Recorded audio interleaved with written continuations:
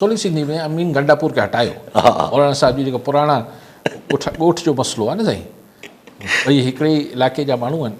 मतिलबु हिकिड़े इलाइक़े सां तालुक़ रखनि था, सो मौलाना साहब शायदि चाहिनि था त हिन खे हटायो, तरह जो मसइलो हा तर जो मसइलो आहे। पर हाणे अमीन गंडापुर खे छा मौलाना साहब जी फरमाइश ते त कोन हटाए छॾींदा, पर छा मौलाना साहब इहो थल ॿधे पियो, यार असां त चयो पहिरियों मौक़ो ॾिनो पीटीआई पाण सुधारो आणे वठे, लेकिन गॾो गॾु उहा ॻाल्हि मौलाना साहब जी बिल्कुलु ठीकु आहे, जेको पाण बि चऊं था त सूबो को सियासी कन्फ्रंटेशन, सियासी छिकताइण अफोर्ड न करे सघंदो। हिन महिल सियासी ख़ल्फ़शार उहो त सॼे मुल्क लाइ हींअर ॾुखियो आहे। ॾिसो न हीअ जेको,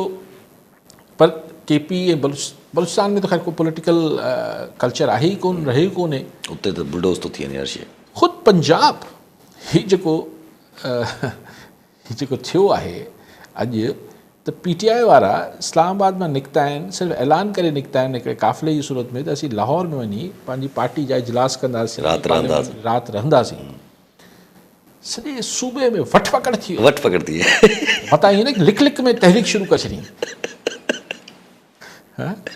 अची करे वरी पोइ काथे धरणो हणी वेही रहंदी आहे, तहरीक शुरू थी वञे काथे। 100-150 माण्हू निकिता हूंदा, भई गाॾियूं ड्राइवर हे हो 7-8 गाॾियूं हूंदियूं, हुननि मथे गाॾियूं आहिनि। अच्छा चलो मतिलबु 200 माण्हू हूंदा न, 200 माण्हू कहिड़ी तरीक़े हलाईंदा आहिनि, ऐं जॾहिं उहे चवनि पिया ग़रीब जी हा असां बाबा इजलास करण जो, पर ॾिसो जॾहिं तव्हां मसनूई अमन पैदा कंदा आहियो,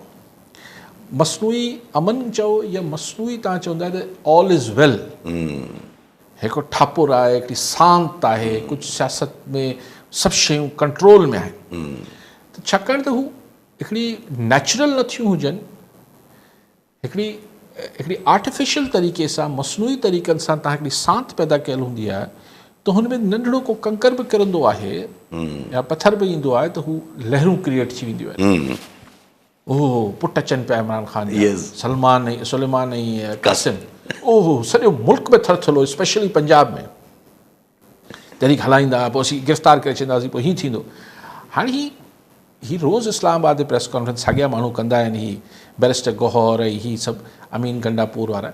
पर हाणे लाहौर में वञी प्रेस कॉन्फ्रेंस करे वठंदा, कहिड़ो फ़र्क़ु पइजी वेंदो।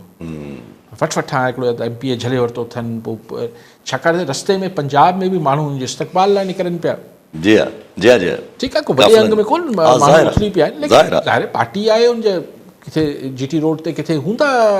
नंढा नंढा इस्तक़बालिया बि थिया हूंदा। त बेसिकली जॾहिं तव्हां जेका सांत आहे या जेका तव्हां हिकिड़ो स्टेटस को ठाहियो, अगरि हुनखे अवामी मञता हासिल न हूंदी आहे त हू हिकिड़ो अननेचुरल आर्टिफिशियल हिकिड़ो हू हूंदी आहे, ख़ामोशी हूंदी आहे, त उहो हुननि में पोइ नर्वस जल्दी थी वेंदा आहिनि माण्हू, हुड़ी हीअ छा पियो थिए, हीअ छो था अचनि, हीअ कीअं थो थिए, हू पुट अचनि था, हीअ हिते अचनि पिया, कुझु कंदा त न, पोइ फलाणी हिकिड़ी रिपोर्ट अची वई कंहिं इदारे जी, ओहो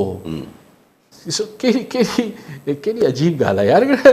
माण्हू पार्टी जा माण्हू अची पंहिंजो इजलास करणु अचनि पिया, तव्हां हेॾो छो था परेशान न, उहो पुटनि ते एतिरो परेशान आहिनि फ़िलहालु, त माना उन्हनि खे इहा ॻाल्हि ई सम्झ में नथी अचे। रहंदो अञा PTI जा जेके ॿाहिरि वेठल जेके सिंपथाइज़र या जेके यूट्यूबर्स आहिनि, उहे त रहंदो ॾियारीनि था गवर्नमेंट खे, त भई उहो पिशावर लैंड कंदा, पिशावर पहुचंदा, हुतां खां पोइ 2-3 ॾींहं हुते रहंदा, मोबिलाइज़ेशन कंदा, पोइ हिकिड़े काफ़िले जे सूरत में अडियाला जेल जी तरफ़ ईंदा। पुट हा पुट यूट्यूबर्स आहिनि, हा उहो बिल्डअप करणु शुरू थी विया आहिनि हिननि ॻाल्हियुनि ते, त इन ते त ज़ाहिर आहे उहो हिकिड़ो त रिएक्शन त पोइ एक्सपेक्ट कजे, पैनिक त एक्सपेक्ट कजे पोइ गवर्नमेंट खां। पर चलो मिसाल जीअं ॿुधाइनि पिया ईअं बि थिए थो, हू ॿई नौजवान पहुचनि था, KP में पहुचनि था, अच्छा कॉलर वठो, मंज़र कशी कयूं था।